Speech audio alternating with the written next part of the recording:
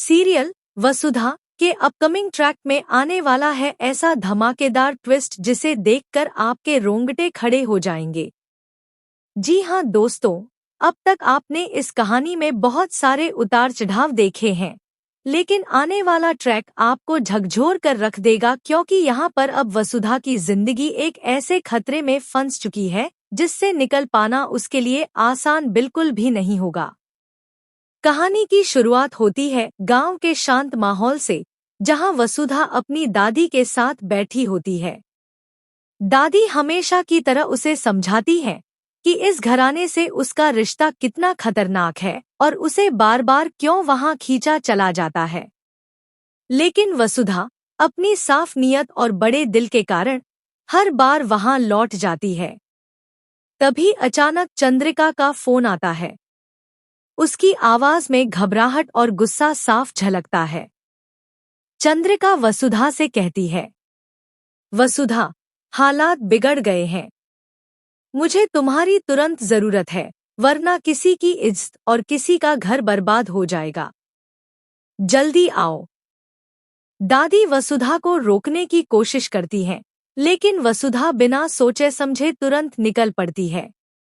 दादी की आंखों में आंसू होते हैं और वो धीरे से कहती है, हे भगवान, मेरी बेटी को सुरक्षित रखना। मुझे डर है कि ये रास्ता उसे फिर से अंधेरों में ले जाएगा। उधर चंद्रिका के घर पर माहौल गर्मा चुका है। बाहर सैकड़ों औरतें इकट्ठा हो चुकी हैं। उनके चेहरे पर जलन के दाग, घाव और पीड़ा साफ नजर आती है।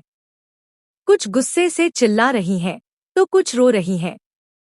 तभी चंद्रिका दरवाजे पर आती है। गार्ड उन औरतों को रोकना चाहते हैं, लेकिन चंद्रिका कहती है, ये सब मेरा परिवार है। ग्राहक भी परिवार होते हैं। इन्हें अंदर आने दो। ये बात सुनकर सब दंग रह जाते हैं। अंदर आते ही महिलाएं चंद्रिका पर इल्जाम लगाती हैं कि उसके प्रोडक्ट्स ने उनकी जिंदगी बर्बाद कर दी।